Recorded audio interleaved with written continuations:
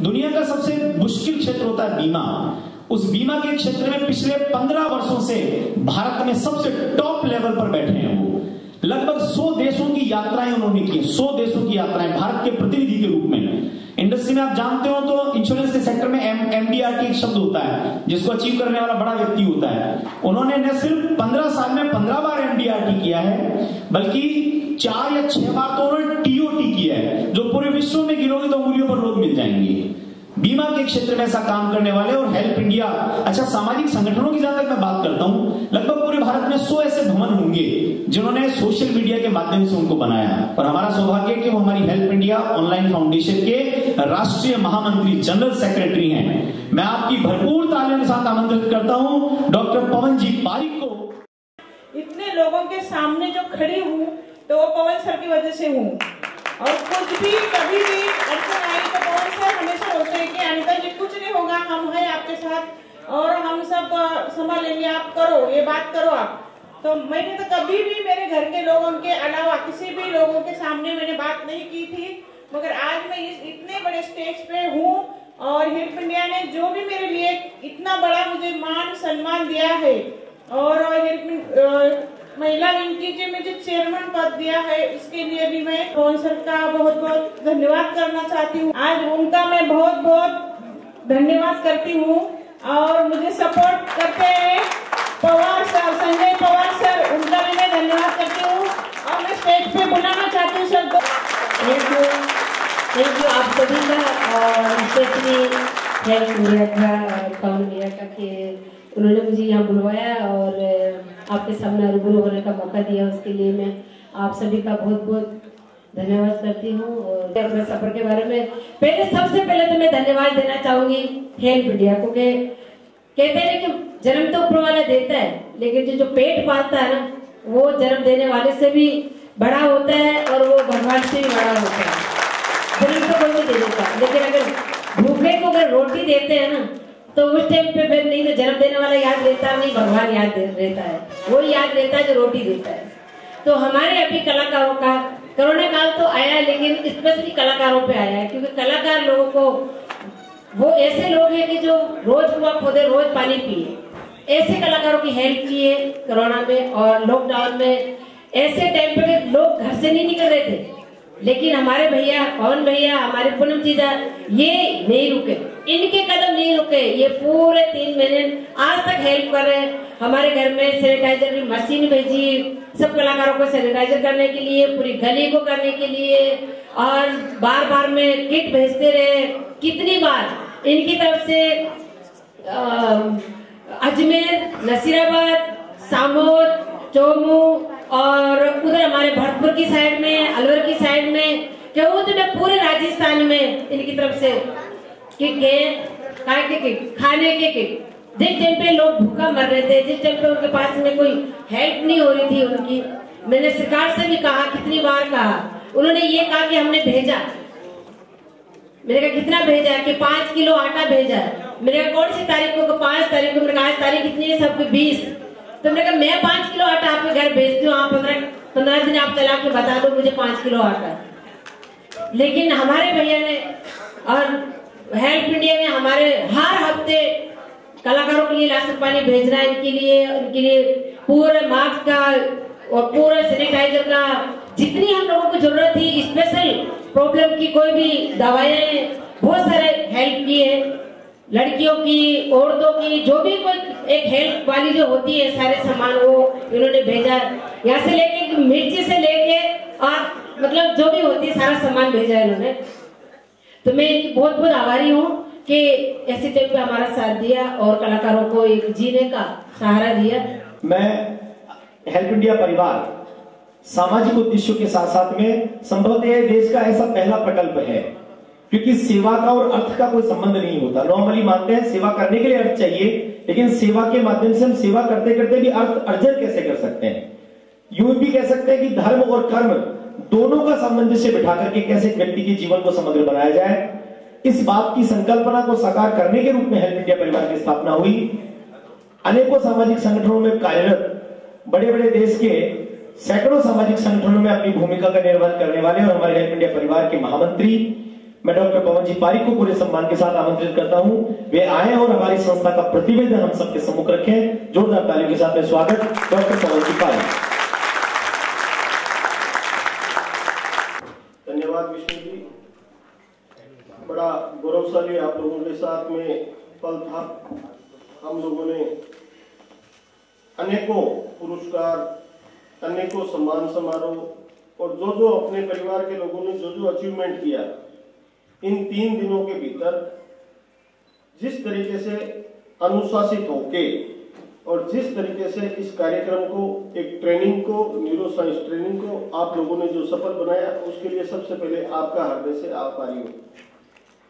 माननीय राज्यपाल जी, आपने जब हमारा विजन सुना, विजन देखा, विजन को समझा और सिर पे हाथ फेरते हुए कहा कि ऐसा राष्ट्र में विजन हो जाए कि हम लोग इस तरीके से मदद कर सके, इस तरीके से रोजगार दे सके, इस तरीके से प्रकल्प विधि चला सके, तो मैंने उनसे आग्रह किया कि ये दायित्व आपको लेना होगा और उन्होंने सहर्ष स्वीकार करते हुए हम लोगों को आशीर्वाद दिया। आपका भी इस मंच पे अभिनंदन। आदरणीय न्यायमूर्ति जी, आदरणीय शशि जी, सामने विराजित अंजू जी, जय सिंह जी बघासरा जी, हमारे राष्ट्रीय उपाध्यक्ष जी सागरमल जी राठी, बलवीर जी, संभाजी इंदौरे, जगदीश जी माने और एक्टिव, सबसे बड़ा चीज जो इस चीज में सबसे बड़ा मैं सहयोगी मानता हूं इस संगठन को खड़ा करने में, एक वो सशक्त महिला शक्ति जिन्होंने इस संगठन को हाथ में लेते ही अपने कार्य को परिणत किया। आदरणीय अनिता जी कोहक, रेणु कर्णवाल जी, पारुल जी गौतम और सामने बैठे प्रियंका जी माने, श्वेता जी, जिन्होंने जो भी कार्य हाथ में इस संगठन ने दिया, आपने बढ़ चढ़ के उसमें हिस्सा लिया और इस कार्य को अंजाम दिया। आप एक तरीके से इस मुहिम का आप हिस्सा बने। मैं आप सब लोगों को, आपको पूर्णतः विश्वास दिला रहा हूं कि जितने भी हमारे काम हैं पोर्टल में, कुछ दिन पहले मतलब इतने लोग टूट पड़े के रुकावट आई, लेकिन हम आपको विश्वास दे रहे हैं कि ई गवर्नेंस हो, चाहे हमारे पोर्टल हो, अब अगले कुछ समय में हमारे इन हाउस सारे कार्यक्रम हो जाएंगे और अगली मीटिंग में शायद हम जब आप मिले तो एक बहुत बड़ा मैं मैप लेके आऊंगा कि जयपुर में पहला भारत का हेल्प इंडिया का नगर बसने जा रहा है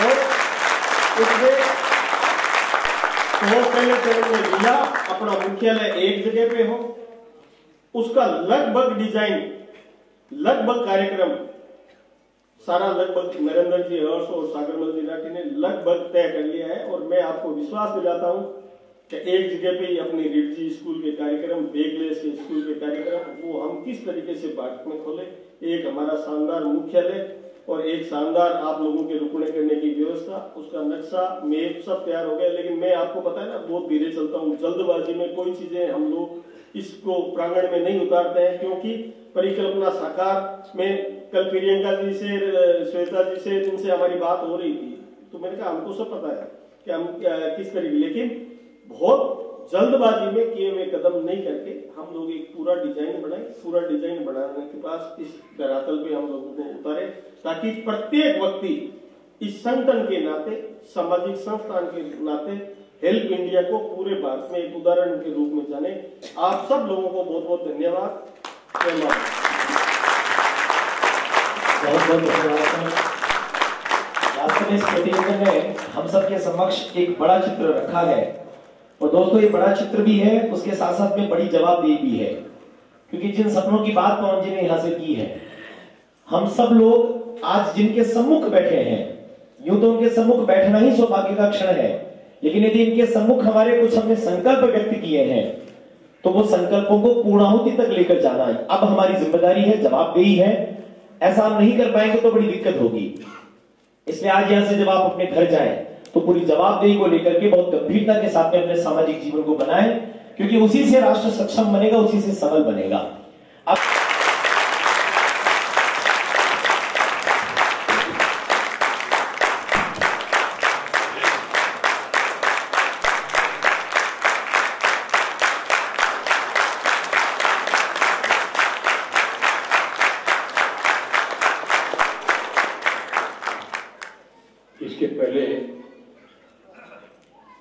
कि शपथ ग्रहण का कार्य प्रारंभ हो। मैं एक निवेदन करना चाहता हूँ। हेल्प इंडिया के कार्यक्रम से मैं पिछले करीब 1 साल से जुड़ा हुआ हूँ। डॉक्टर पवन जी तारिक वो अपने साथियों के साथ मेरे पास आए थे, कार्यक्रम के बारे में बताया, मुझे अच्छा लगा और मैंने उनसे निवेदन किया। उन्होंने ये जाहिर किया कि हम आपको इस ऑर्गेनाइजेशन का अध्यक्ष बनाना चाहते हैं। मैंने उनसे निवेदन किया कि देखिए कि पिछले 5-7 सालों से मैंने सामाजिक और अन्य संस्थाओं से काम करना बंद कर दिया है। मेरी आयु और मेरी हेल्थ एक्टिव कार्य करने के लिए मुझे इतनी सहायता नहीं करती है, लेकिन उनके अनुरोध पर मैंने 1 साल के लिए हेल्प इंडिया का अध्यक्ष बनना स्वीकार किया।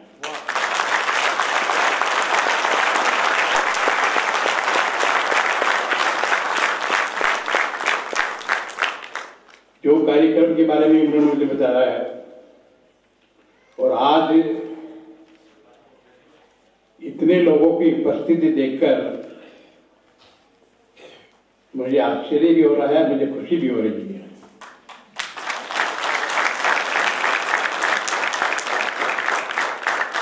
और इतने लोगों की उपस्थिति इस बात को बताती है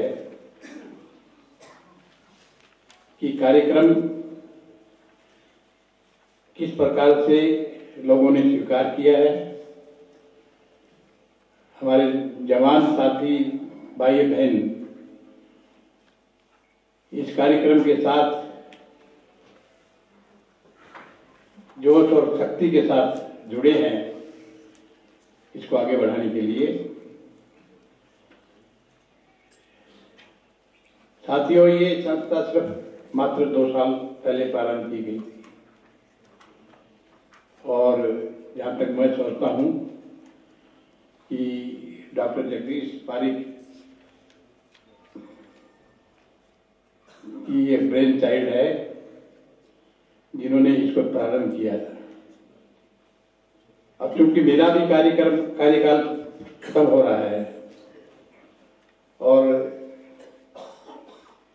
मेरी आयु और हेल्थ को देखते हुए मैं ये आपको विश्वास दिलाता हूं कि मैं इस संस्था के साथ हमेशा जुड़ा रहूंगा जब तक जिंदा रहूंगा।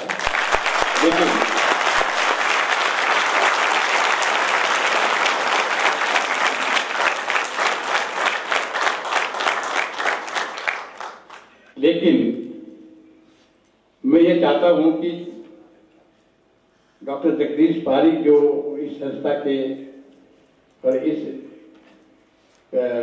पूरे सोच के फादर हैं जिन्होंने प्रारंभ किया है, उनको इस संस्था का कार्यभार अब कार्यकारी अध्यक्ष के बजाय अध्यक्ष के रूप में स्वीकार करना चाहिए।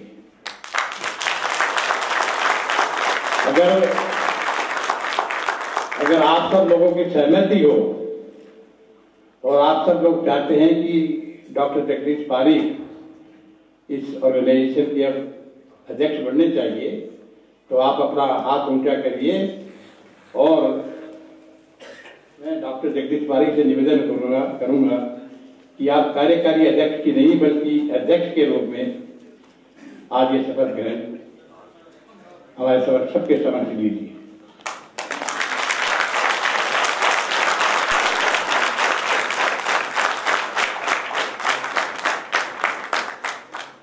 भाई जगदीश जी, जितने भी यहाँ पर लोग उपस्थित हैं, सबकी इच्छा है और सबने इसको स्वीकार किया है कि आप आज सर आशीर्वाद तो हमें आपका एक साल के बाद स्वीकार किया। 1 साल के बाद आप 1 साल हो गया ना। 1 साल एक जब देखिए जब किसी संस्था का फाइनल प्रोग्राम होता है वो संस्था का 1 साल पूरा हो जाता है। तो 1 साल पूरा हो गया, मैं जुड़ा रहूंगा। मैंने कहा आप चाहे मुझे इसका किसी भी रूप में किसी को जब दायित्व जो हो मैं इससे जुड़ा रहूंगा, आप निश्चित रूप से देखिए।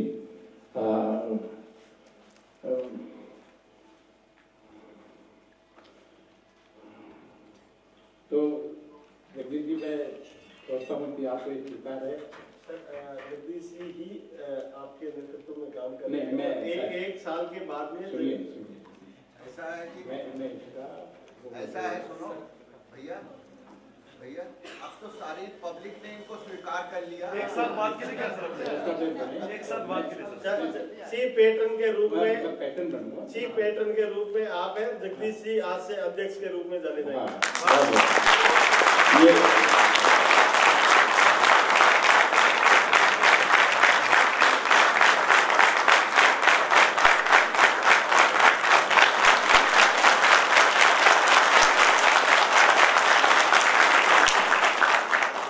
डॉक्टर पवन जी ने इसको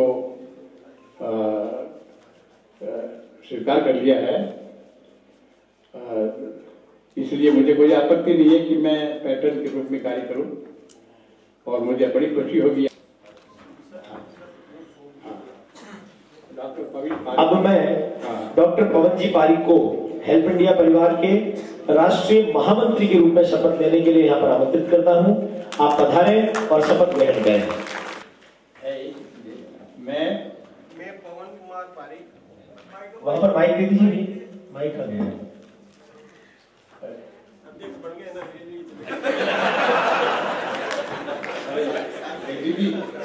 जगदीश जी,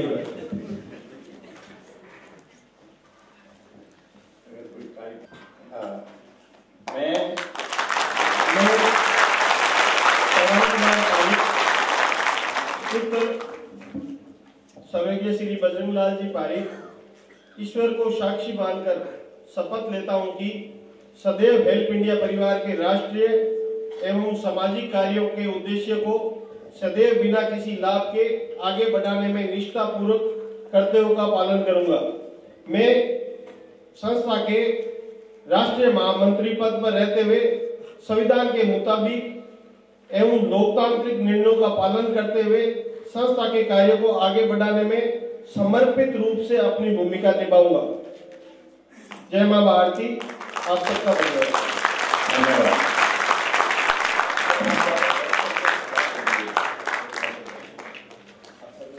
होगी जो आज यहाँ पर ये मानद उपाधि लेते समय हो रही है।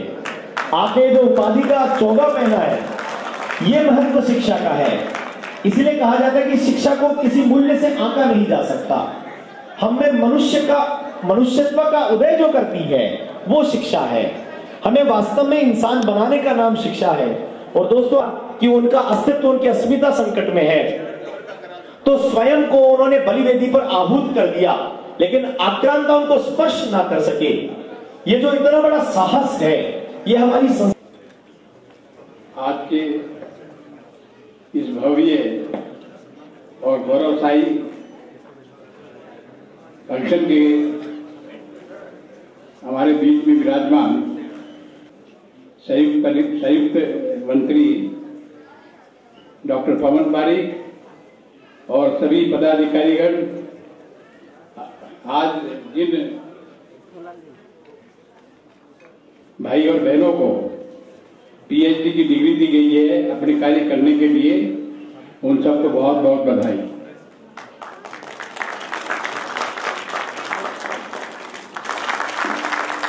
धन्यवाद सभा संचालक महोदय श्री पारीक जी। मंच पर आसीन हमारी विभूतियां महामहिम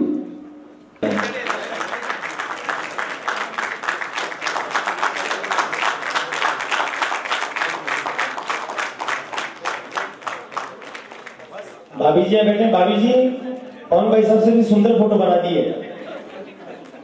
अब बेडरूम में आप इसी को रखें, क्योंकि भाई साहब तो उपलब्ध होते नहीं है। ये तो आज यहाँ और कल वहाँ।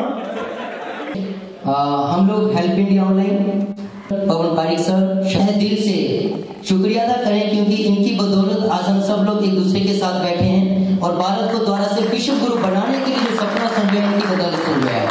तो एक बार इनके लिए जबरदस्त क्लैपिंग होनी चाहिए।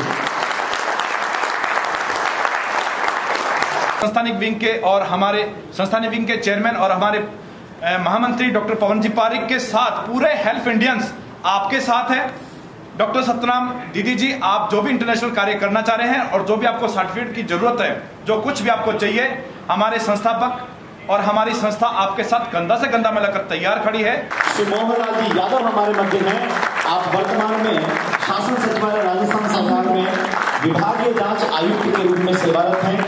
उससे पूर्व आप करौली के कलेक्टर रहे। आगमन का साधन नहीं था, कैसे लोग पहुंचते, ऐसे में उन सारे मजदूरों की व्यवस्था करना, उन तक भोजन पहुंचाना और उनको अपने गंतव्य तक पहुंचाना, ऐसा श्रेष्ठ कार्य किया है। आज का हमारा जो समापन सत्र होगा उसके मुख्य अतिथि के रूप में हम आपका जोरदार तालियों के साथ स्वागत और अभिनंदन करते हैं श्री मोहन लाल जी यादव। और इस कार्यक्रम में पधारे हुए सभी सम्मानित महानुभाव, सम्मान्य पवन पारिक जी, उनके कार्यों को देख के लगता है कि ऐसी संस्थाएं हमारे राष्ट्र के निर्माण में, मानवता के उत्थान में बहुत बड़ा योगदान कर रही है।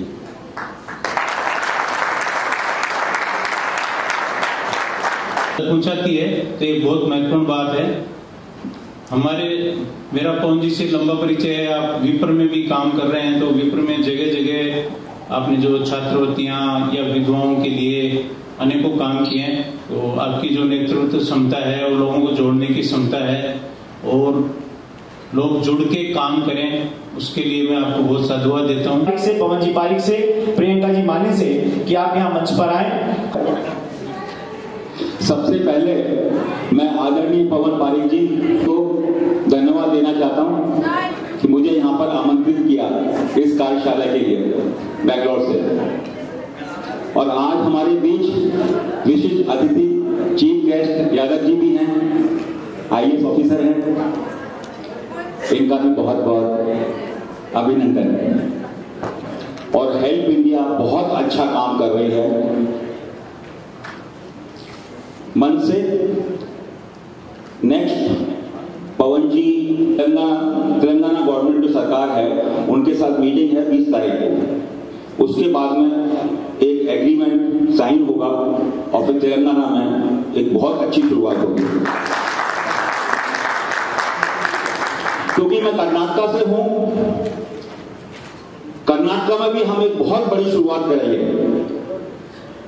बहुत बड़ी शुरुआत करेंगे। उसका अनाउंसमेंट बहुत जल्दी होगा। पवन जी, आपको बहुत बहुत शुभकामनाएं, बहुत बहुत शुभकामनाएं। आप बहुत लकी हैं इस परिवार के साथ। ये हेल्प इंडिया एक परिवार है और आज मुझे लग रहा है कि मैं भी इस परिवार में सम्मिलित हो गया आनंद के साथ। तो अपना काम करिए बहुत ही आनंद के साथ।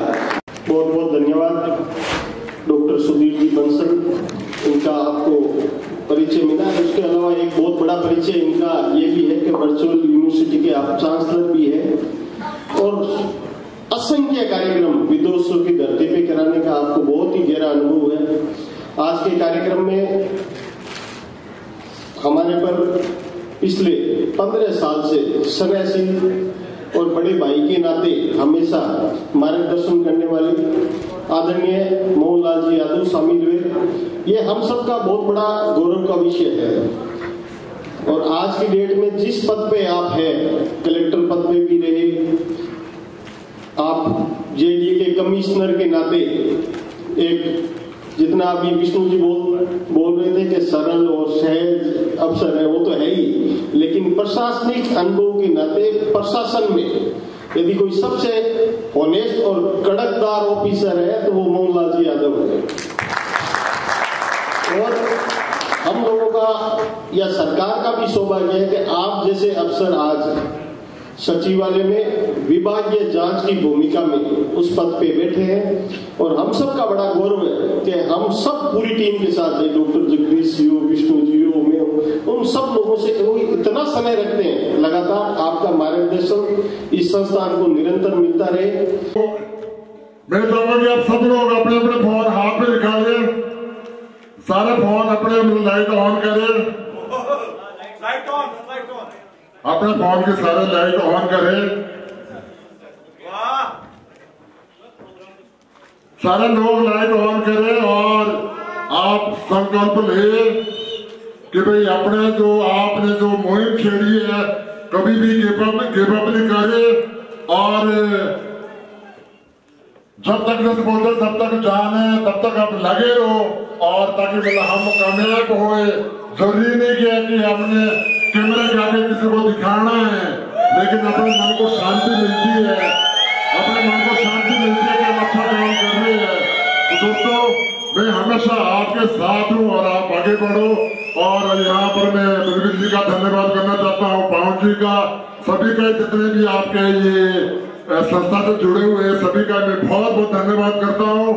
आप लोगों ने मेरे को यहाँ पर बुलाया है और आप लोगों से मिलने का मौका मिला है, तो बहुत बहुत धन्यवाद। जय हिंद, जय भारत। समझती हूँ कि इस कोविड काल में जब बच्चे घरों में पढ़ रहे थे तो इसे आपकी महती आवश्यकता थी और आपने उसकी पूर्ति की है। और देश विदेश में यदि आपको आमंत्रण मिलता है तो आप जो कह रहे हैं ना कि देश का गौरव बढ़ाना है, तो उसको बढ़ाने में कीर्तिमान आपने स्थापित किया। आपको बहुत बहुत बधाई। पवन जी की आभारी हूँ क्योंकि उन्होंने मुझे आमंत्रित किया, याद किया और ऐसे सुधीजनों के बीच में मुझे अपना कुछ बोलने का, संबोधन करने का अवसर प्रदान किया। ये भी उसके लिए भी बहुत बहुत आभारी हूँ। आप लोगों मैं तो सिर्फ इतना कहूंगी, बहुत बधाई आपको। आपका भविष्य उज्जवल हो। युवावस्था में आपने एक मिशन को शुरू किया, मिशन मुकाम तक पहुंचेगा कि समाज को बहुत बड़ी उपलब्धि मिलेगी आपके माध्यम से। धन्यवाद। खूब भरना फूलना हरा भरा रखना वृक्ष को, खूब भरना फूलना हरा भरा रखना वृक्ष को। दबदबाई आंखों से कौपल में पीले पड़े पत्ते से कहा, दादा न जाओ हमें छोड़।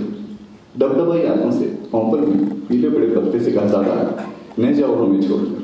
को ऐसा करना चाहिए निरपेक्ष भाव से, बिना स्वार्थ के सब लोग जुड़े और जुड़ा करके ऐसा कार्यक्रम किया। इसके लिए बहुत बहुत आभार व्यक्त करता हूँ। एक बात मैं हमारे भाई पवन जी के लिए करना चाहूंगा।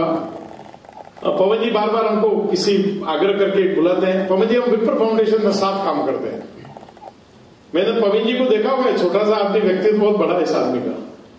इन्होंने एक संकल्प लिया, हमने एक योजना चालू की कि गरीब विद्यार्थियों के लिए हम ऋण देते हैं। ऋण कैसा देते हैं? बिना ब्याज के उनको 2 लाख तक का ऋण देते हैं और उनकी जब नौकरी लग जाए, सर्विस लग जाए, वो 3-4 किस्तों में अपने पैसे वापस लौटा दे बिना ब्याज के। पैसा नहीं, पैसा क्या करें? पवन जी ने एक अभियान लिया, 1 वर्ष 365 दिन के लिए। और अभियान क्या लिया कि मैं 11,000, 21,000, 25,000, 51,000, 1 लाख इस राशि का एक न एक आदमी से जब तक नहीं लूंगा तो भोजन ग्रहण नहीं करूंगा। और आपको आश्चर्य होगा, लगभग 1.25 करोड़ रुपया, कोई छोटी मोटी रकम नहीं, 1.25 करोड़ रुपया इन्होंने इकट्ठा किया और उस गरीब बच्चों के उसके लिए दिया। तो जिस आदमी के साथ हम जुड़े थे हमको तो बड़ा गर्व है पवन जी के साथ जुड़ने का, और लगाया इन्होंने। और जिस प्रकार से सब लोगों को जोड़ा है, ये बहुत ही बड़ा इन्होंने प्रयोग किया सेवा का। तो पीढ़ी अच्छे संस्कार लेकर के हमारे यानी नित्य नूतन चिर पुरातन, पुरानी संस्कृति से प्रेरणा लेकर के जीवन में नयापन लाना, कोई असंस्कार नहीं है, नयापन चाहिए, लेते हुए चलें। मेरी बहुत बहुत शुभकामनाएं भाई पवन जी भाई साहब को। और एक बार पुनः मैं अभिनंदन करता हूं हमारी बहन गुलाबो का, बहुत बहुत अभिनंदन। नमस्कार, धन्यवाद।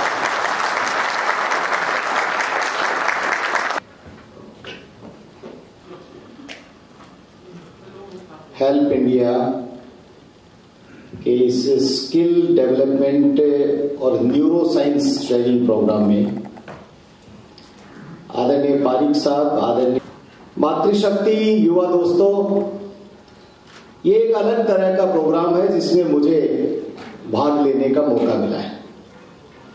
और आकर्षण तो निश्चित रूप से पवन जी होते हैं, जहां कहीं भी ये आदेश देते हैं निश्चित रूप से हम वहां पर पहुंचते हैं। कला और संस्कृति का बहुत अद्भुत हम लोगों ने यहां पर प्रदर्शन देखा, तो बहुत विद्वजनों का हम लोगों ने यहां पर उद्बोधन भी देखा। इस कार्यक्रम में याद करने के लिए यहां उपस्थित युवा भारत से परिचय करवाने के लिए मैं धन्यवाद देना चाहूंगा बड़े भाई पवन जी का कि आपने कल इस कार्यक्रम की सूचना दी आज 6 बजे का निमंत्रण दिया, 6 बजे हाजिर होना चाह रहा था, नेता प्रतिपक्ष आदरणीय गुलाब जी ने कहा जब तक हाउस चलेगा तब तक छोड़ना नहीं है। 1 घंटा देरी से आया। पवन जी आप सबसे इसलिए माफी चाहूंगा। और यहाँ आने पर युवा भारत से तो परिचय हुआ ही, साथ में मातृभाषा को आत्मसात करते हुए भी आप सबका, आदरणीय पवन जी का और पूरी टीम का बहुत बहुत साधुवाद करता हूं और सब नौजवानों को उज्जवल भविष्य की कामना करता हुआ पूरे इस कार्यक्रम के आयोजकों को बहुत बहुत साधुवाद और धन्यवाद करता हूं। सौभाग्यशाली हूं आज ऐसी महान विभूतियों से संपर्क हो रहा है और ऐसे लोगों के बीच में मुझे उपस्थित होने का मौका मिला है। तो मैं पवन जी के लिए अपने जो है जो इस संस्था से जुड़े हुए जितने भी लोग हैं उनका मैं आभार व्यक्त करता हूं। तो सारे हमारे जो बच्चे हैं ये हमारे जीवन, हमारे भविष्य, हमारे जीवन का, हमारे देश का भविष्य है। तो मैं हूं Rashmi Singh, help India TV से। दोस्तों जैसा आप जानते हैं राजस्थान जयपुर में चल रहे मेटा स्किल न्यूरो साइंस की ट्रेनिंग, एक ऐसी ट्रेनिंग जो हेल्प इंडिया द्वारा सभी सदस्यों को दी जा रही है फ्री ऑफ कॉस्ट, और वो भी डॉक्टर पवन पारिक। आज उसका है आखिरी दिन। आज से हमारी इस ट्रेनिंग को समापन दिया जा रहा है और अब ये ट्रेनिंग होगी पूरे 1 साल के बाद में। आए हुए 350 गेस्ट में से आज हमारे साथ में एक ऐसी महिला शक्ति है जिनके बारे में मैं आप लोगों से मैं खुद नहीं, वो खुद बताएंगे कि वो आज जो इन्होंने लेवल अचीव किया है उस लेवल को अचीव करने के लिए उन्होंने क्या स्ट्रगल किया। मैम, हमारे सभी दर्शकों का ये सवाल है कि आप एक महिला शक्ति हैं और हेल्प इंडिया ने आपको ये सौभाग्य दिया है कि आज आप सिटी हेड हैं और आपने मेटा स्किल न्यूरो साइंस की जो ट्रेनिंग ली है, आप इस ट्रेनिंग को लेने के बाद में आपकी लाइफ में क्या ट्रांसफॉर्मेशन आएगा, ये हमारे सभी दर्शक जानना चाहते हैं। जी नमस्कार, थैंक्स हेल्प इंडिया ऑनलाइन को और थैंक्स हमारे पवन जी सर को जिन्होंने मेरी बहुत मदद की, क्योंकि मेरे घर वाले मेरा सपोर्ट नहीं करते थे, उनको अच्छा नहीं लगता था नेटवर्किंग करना, लेकिन मेरे सपने बहुत बड़े थे। मैं चाहती थी पढ़ाई करना, तो पढ़ाई भी नहीं कर पाई थी, लेकिन आज मेरा सपना यहाँ पे पूरा हो रहा है। और जो सर्टिफिकेट मुझे मिलते हैं, ट्रॉफी मुझे मिलती है, तो ऐसा लगता है कि मैं सच में कॉलेज में ये सब ले रही हूँ। और मैंने संघर्ष बहुत किया है बाइक पे जा के सर के साथ, सर्दी गर्मी में, और आज मेरी 1600-1700 लोगों की टीम है और सभी बहुत अच्छी मेरी हेल्प करते हैं और मेरा परिवार भी मेरा सपोर्ट करने लगे हैं।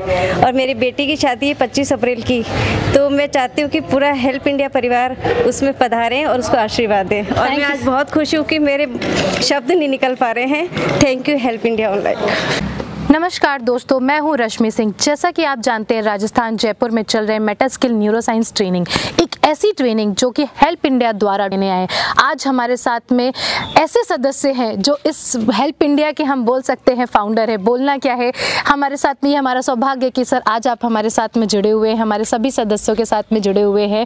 ये आपने जो हेल्प इंडिया का जो सफ़र स्टार्ट किया है सर, मतलब हमारे सभी सदस्यों के लिए एक प्लेटफॉर्म में आपने सभी सुविधाएं ला के खड़ी कर दी है। ये एक बहुत ही बड़ा सौभाग्य हमारे सभी हेल्प इंडियंस के लिए। सर हमारे सभी दर्शकों का एक सवाल है, ये जो 18 महीने का, जो 18 माह का आपका जो हेल्प इंडिया का सफ़र रहा है वो कैसा रहा, वो हमारे सभी दर्शक जानना चाहते हैं। रश्मि जी, मैंने मंचों पे भी बार बार इस ट्रेनिंग के दौरान जिक्र किया है, और ये 18 माह का सफ़र जो था उसने एक कोविड कोरोना काल जो बीता उसमें हम लोगों को बहुत कुछ सिखाया था। और मुझे लग रहा है सामाजिक संस्थाओं की जो भूमिका थी इस पूरे राष्ट्र में, उसमें हेल्प इंडिया ने जो किया वो शायद सबसे बेहतरीन काम था। क्योंकि बेहतरीन इसलिए था कि एक सरकार होती है, उनके लिए तो बहुत कुछ तामझाम होते हैं, लेकिन एक सामाजिक संस्था जिसमें उसको ये भी बोला जाता है कि आप घर से बाहर नहीं निकलोगे, उनको ये भी कहा जाता है कि आप इन चीज़ों का उपयोग करोगे, लॉकडाउन भी लगा हुआ है, लेकिन एक सामाजिक संस्थान के नाते जिला कलेक्टर जयपुर ने हम लोगों को सबसे पहले राजस्थान में परमिशन दी कि आप इस कार्य को अंजाम दें। और उसके बाद में करीब करीब हम पूरे देश में 100 से ज़्यादा गाड़ियाँ एक स्टिकर परमिशन का लगा के और पूरे राष्ट्र में काम करने के लिए उतरी। और जब लॉकडाउन में जब लोग घरों में कैद थे तो एक हेल्प इंडिया एकमात्र ऐसी संस्था थी जिसने लोगों को ये समझाया कि सामाजिक कार्य क्या होते हैं, किस तरह की होती है। और मैं आपका भी धन्यवाद करना चाहूँगा कि एक ट्रेनिंग विंग जिनको आप राष्ट्रीय स्तर पर देख रहे थे, और ट्रेनिंग विंग के मार्फत में हम लोगों ने 4 ट्रेनिंगें ली, और ट्रेनिंगों में हम लोगों ने जो सिखाया कि प्रिवेंटिव हेल्थ क्या होता है, दूसरा हमने सिखाया कि घर में आपके कपड़ा पड़ा है तो आज रात को धोइएगा, और कल आपको 20 मास्क बनाने हैं, कलेक्ट ये वक्त गाड़ी करेगी, आप आज 4 चपाती एक्स्ट्रा बनाना है, सूखा राशन आपको इस तरह से आएगा। और मज़े की बात है कि ईश्वर ने हम लोगों का खूब साथ दिया। जितनी भी जगह से डिमांड आई, जितनी भी जगह से, वो डिमांड सारी की सारी हम लोगों के मार्फत पूर्ण हुई वो डिमांड। और कई उदाहरण तो ऐसे हुए कि जैसे मान लो दिल्ली हो, मुंबई हो, जहाँ अपने लोग फंसे हुए थे सब जगह पे, और उस भयावह स्थिति में जय सूखा राशन हो और जय हम लोगों को मास्क बंटवाने हो, जय सैनिटाइज करवाना हो, वो सारे काम हुए। और सैनिटाइज को लेके तो एक बहुत बड़ी मिसाल यूँ हुई कि हम लोगों ने कम से कम राजस्थान में बहुत सी जगह पुलिस चौकियों की बात करो, पुलिस बूथ की बात करो, सब जगह न केवल सैनिटाइज किया बल्कि वहाँ पे हमने मशीनें भी अलॉट करवाई। तो ये बहुत बड़ा काम था। उसके अलावा हम लोगों ने एक वर्चुअल ट्रेनिंग दी, उसमें ये ट्रेनिंग थी काढ़ा कैसे तैयार होता है। और आर्मी, पुलिस, केवल इनके मार्फत 35,000 काढ़ा के पैकेट हम लोगों ने घर पे निर्मित करके उनको वितरण करवाई। ये बहुत बड़ा था। और उसके अलावा मान लो मैं सफ़र की बात करूं तो आज जैसे प्रिवेंटिव हेल्थ के ट्रेनिंगें चल रही है, नशा मुक्ति के कैंप आयोजित हो रहे हैं, जहाँ पे रक्तदान की ज़रूरत पड़े तो स्पेशली कर्नाटका, तेलंगाना और राजस्थान में बड़े बड़े रक्तदान के शिविर आयोजित हुए। नशा मुक्ति की बात करूं तो कम से कम 35 से 36 जगह पे केवल नशा मुक्ति के बड़े कैंप आयोजित हुए। प्रिवेंटिव हेल्थ को जयपुर के एमपी साहब ने और चिकित्सा मंत्री ने लाइव आके पूरे देश में ये एक मिशन लिया कि प्रिवेंटिव हेल्थ कंसल्टेंट 1 करोड़ बनाएंगे। तो सामाजिक संगठन के नाते मैं यदि बात करूं कि 18 माह पुरानी संस्था और उसने मिड में ये यदि घोषणा कर दे कि हमारे member 1 crore KYC registered member होंगे, ये कोई छोटा बात नहीं है, काफ़ी बड़ा बात है। और ये भी अपने आप में वर्ल्ड रिकॉर्ड होगा कि KYC किए हुए और मेंबर फीस दिए हुए कोई संस्थान के 1 करोड़ लोग हो, तो काफ़ी बड़ा संस्थान हम लोगों का हो जाएगा। बड़ा संस्थान होता है तो बड़े जिम्मेवारी वाले लोग चाहिए। मैं शुक्रगुजार हूँ कि हमारे इस मिशन और विजन को देख के किसी भी व्यक्ति की बात करूँ जो राष्ट्रीय कार्यकारिणी में है तो हम लोगों का गर्व से सीना फूल जाता है जब रिलायंस के वाइस प्रेसिडेंट भी हमको ज्वाइन करते हैं और प्रिवेंटिव हेल्थ प्रभारी के रूप में द ग्रेट खल्ली भी हमको ज्वाइन करते हैं, और IPS रिटायर्ड IPS प्रशांत चतुर्वेदी जी हो, जय दीनदयाल स्मृति मंच के राष्ट्रीय संयोजक अंतरंग आनंद योगी जी हो, और देश के विभिन्न विद्याओं के, हम रोजगार की बात करें तो एक रोजगार का उत्कृष्ट जो आपने कुछ देर पहले इंटरव्यू लिया विष्णु राठी जी हो जो हमारे संगठन को देखते हैं, रोजगार विंग की बात करूं तो सागरमल जी हो, इस तरह के विभिन्न विद्याओं के लोग, फातिमा शेख जी हो, और जो लोग मिलते गए वो बहुत बेहतरीन लोग मिले। और इतने कम समय में लोगों का जो चयन था वो हमने कोविड के दौरान ही किया कि कौन लोग आत्मिक रूप से कार्य कर रहा है, कितना बड़ा वो कार्य कर सकता है। तो ये हम लोगों ने बहुत कुछ इस कोविड के दौरान भी सीखा। और संगठन आज मान लो मैं बात करूं तो आज एक न्यायमूर्ति टिबरेवाल जी जो राज्यपाल भी रहे, और लीगल को जो हमारे देख रहे हैं गोवर्धन सिंह जी और आनंद शर्मा जी, और देश की उत्कृष्ट ख्यातियाँ हैं। और आप लोगों ने प्रेजेंट भी किया उन लोगों के बारे में कि फेसबुक यदि नरेंद्र मोदी से ज़्यादा किसी की चर्चित है लीगल को लेकर तो गोवर्धन सिंह जी के। तो शिक्षाविद के बाद में मैं बात करूं तो आज हम लोग जगदीश जी को देख ही रहे हैं जिन्होंने 2-2 लाख व्यक्तियों को ट्रेनिंग दी। तो ऐसे व्यक्तियों से संगठन बनता है जो देश के विभिन्न कोनों में लोग हैं और अपने अपने क्षेत्रों में उन्होंने बहुत कुछ किया है। DMIT की बात करूं, प्रियंका माने जी, आप उनके संग रहे हैं, तो जिन्होंने इतनी सी एज में 8-8 लाख व्यक्तियों को ट्रेनिंग दे दी। एक समृद्ध परिवार, जगदीश माने जी उनके फादर है। तो ऐसे लोगों को मिलाकर हम यदि एक संगठन की रूपरेखा सोचे तो निश्चित ही इससे बड़ा क्या चीज़ होता है। हम लोगों ने बहुत संगठनों में काम किया लेकिन ऐसा मैंने कभी नहीं देखा कि आप 25 पैसा 50 पैसा कलेक्ट करके और किसी व्यक्ति को मान लो उसकी मदद के लिए 2 लाख रुपए भिजवा रहे हो। तो ये काफ़ी शानदार प्रयोग रहा हमारा इस 18 माह के दौरान, और मैं उम्मीद करता हूँ कि इस तरह का योजनाएं हम धीरे धीरे बढ़ाते रहेंगे। और प्रिवेंटिव हेल्थ को लेके तो मुझे लग रहा है कि कुछ समय में जिस तरह की हमारा संस्थान मेहनत कर रहा है तो कई सरकारों से, शायद तेलंगाना से 19-20 को ही हो जाए, हिमाचल में ऑलरेडी हो रखा है, कई सरकारों से हमारा टाई अप बहुत जल्द होने वाला है। अरे वाह। सो दोस्तों, जैसा कि आपने देखा कि हमारे साथ में डॉक्टर पवन पारिक जी ने कैसे बताया इस संस्था का 18 माह का सफ़र, मतलब उस दौरान जब हेल्प इंडिया, जब पूरा का पूरा इंडिया जब घर बैठा था, तब ये help India doctor Jagdish Pareek sir, Pawan sir बाहर निकल के सभी की मदद कर रहे थे, सभी को ये सूचना दे रहे थे कि कैसे खुद को प्रिवेंट रखना है, कैसे खुद को इस कोविड से बचा के रखना है। सर, ये एक बहुत बड़ी बात है कि हेल्प इंडिया ने घर घर जाके लोगों की मदद की है, राशन दिया है, पुलिस स्टेशंस में जाके सैनिटाइजर कैंप लगाए हैं। ये एक बहुत ही बड़ा कहते हैं सर कि इंडिया में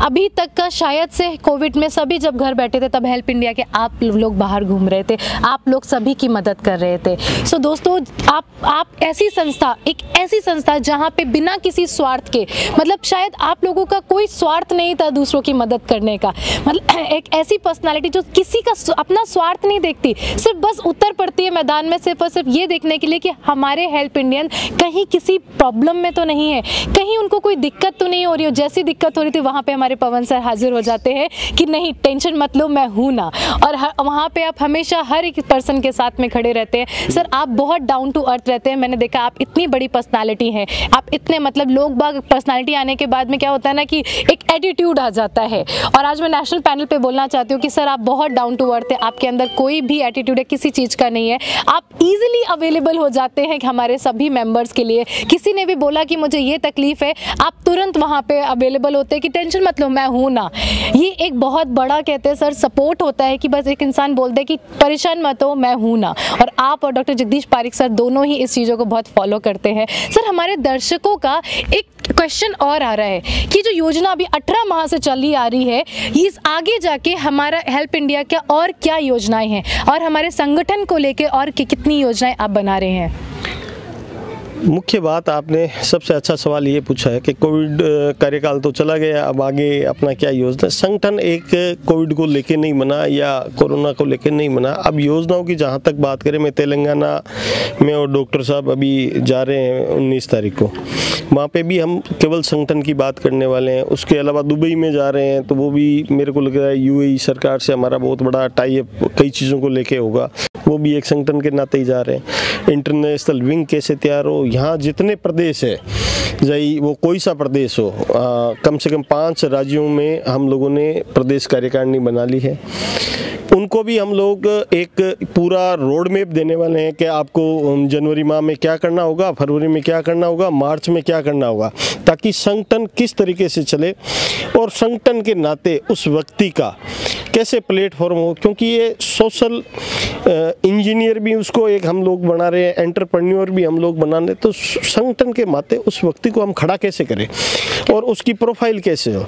मुझे अभी ये पता नहीं है, लेकिन हम लोगों को इतना ज़रूर पता है कि एक जो सरकार के काम होते हैं, एक जिला कलेक्टर के काम होते हैं, वो काम क्या होते हैं, रोजगार को लेके काम होते हैं।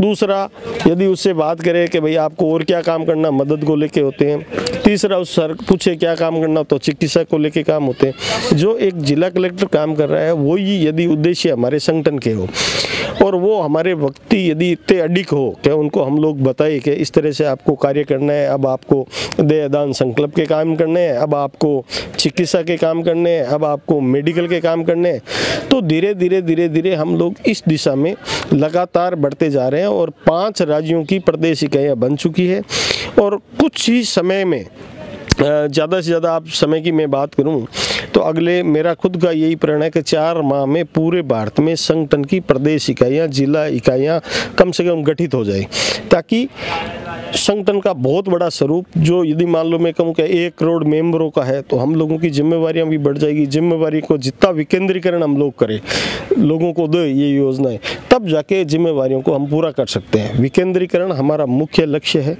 उद्देश्यों के मुताबिक हम लोग चले तो 18 माह मुझे पूरी उम्मीद है कि जैसे ये संगठन ने अपनी पहचान बनाई है, वो कम से कम 5 गुना तेजी से अगले 18 महीने में बढ़ेगा। Thank you so much sir, thanks a lot. दोस्तों आपने देखा कि योजनाएं सिर्फ कोविड के टाइम पे ये नहीं था कि संगठन तैयार हो गया और कोविड में सिर्फ और सिर्फ हम उस टाइम पे जब पीरियड खराब था तभी हमने लोग बना लिए और उसके बाद में फिर ये संस्था शांत हो जाए। अब संस्था ने और जोरों शोरों से काम करना चालू कर दिया है कि मतलब हमारा जो टारगेट है वो सिर्फ 1 या 2 लाख नहीं है, ये पूरा का पूरा 1 करोड़ का टारगेट है डॉक्टर पवन पारिक जी का।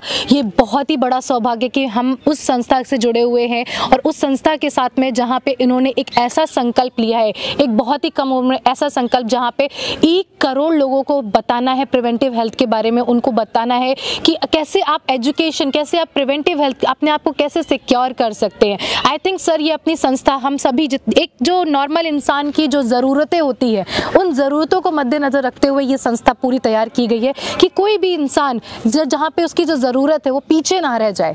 उसको ये नहीं लगना चाहिए कि मैं ये नहीं कर सकता या ये नहीं कर सकती। आपके पास में अगर कुछ भी अवेलेबल, अगर आप किसी चीज़ में भी बेस्ट हो, ये संस्था उस इंसान को वो चीज़ प्रोवाइड कराती है। सो सर एक और क्वेश्चन है, लेकिन उस क्वेश्चन से पहले मैं ये जानना चाहती हूँ कि सर हमने अभी अंदर देखा आपका जो प्रोग्राम चल रहा था उस प्रोग्राम में आप बार बार लोगों को बता रहे थे कि भारत को विश्व गुरु बनाना है, भारत को विश्व गुरु बनाना है, लेकिन उसी सेशन में आपका एक और सेशन चल रहा था जो कि आपका इंटरनेशनल सेशन था जहाँ पे आप देव चाकर ग्रुप से भी आपने कोलैबोरेट किया हुआ है और वहाँ की जो मेंबर हैं सतनाम देव चाकर वो आपके साथ में जुड़ी हुई थी। सर हमारे दर्शकों को उसके बारे में थोड़ी सी झलक ज़रूर डालिए। एक्चुअल में देव चाकर ग्रुप मतलब कुछ हम लोगों का लीगली हम लोगों को ये देखना पड़ता है कि हमारा रजिस्ट्रेशन अभी भारत के लिए है। देव चाकर ग्रुप का रजिस्ट्रेशन पूरे वर्ल्ड में एजुकेशन को और कई बिजनेस प्लेटफार्म को लेके है। सामाजिक संगठन के नाते यदि मैं बात करूं कि शिक्षा को हम लोग यदि प्रमोट करें, कई देशों में जो उन्होंने वर्क किया है उनका हमने एग्रीमेंट उनसे ऑलरेडी कर रखा है। लेकिन अब जो दुबई में एक सामाजिक संगठन के नाते मैं बात करूं प्रिवेंटिव हेल्थ की और चीज़ों की, उसको लेकर आज जूम मीटिंग हमारा था। उसमें कई देशों के लोग शामिल हुए और सतनाम जो खुद सतनाम जी है वो हमारे इंटरनेशनल विंग को देख रही है और एक ऐसी लेडी है जिन्होंने 17 देशों में संगठन के नाते कार्य करके एक मिसाल कायम की है। तो ऐसे लोगों से जुड़ना और ऐसे लोगों के साथ में काम करना भी हमारा सौभाग्य है। ये तो बहुत अच्छी बात है सर, मतलब हम सिर्फ इंडिया में नहीं, हेल्प इंडिया इंटरनेशनल भी हो चुका है। सर जैसा कि मैंने पहले क्वेश्चन किया था कि हमारे दर्शकों को ये जानना है कि भारत को विश्व गुरु बनाने का जो संकल्प आप लेके चल रहे हैं वो संकल्प पे आप प्लीज़ थोड़ा सा झलक ज़रूर डालिए कि ये कैसे संभव हो जाएगा। आप जो ये संगठन आप तैयार कर रहे हैं ये कैसे संभव है विश्व गुरु बनाना, क्योंकि हम सभी जानते हैं कि संभव तो बिल्कुल है, लेकिन दर्शकों का ये क्वेश्चन है कि आप उन्हें संक्षेप से बताएं।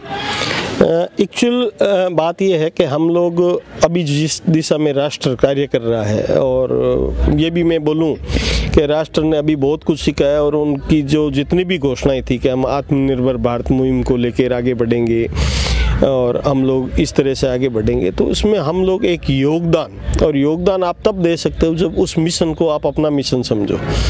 और निश्चित रूप से मैं इस चीज़ को लेके आश्वस्त हूँ कि जो शिक्षा का पोर्टल हमारा निःशुल्क की तरफ बढ़ गया है कम्प्लीटली, राष्ट्र को कैसे निःशुल्क शिक्षा डिजिटली काम दे, कितने कोर्स फ्री कर सकते हैं, तो ये जो मिशन है हमारे एक भारत विश्व गुरु कैसे बने, उसके लिए सबसे ज़्यादा मेरी नज़रों में 2 महत्वपूर्ण चीज़ होती है, शिक्षा और रोज़गार।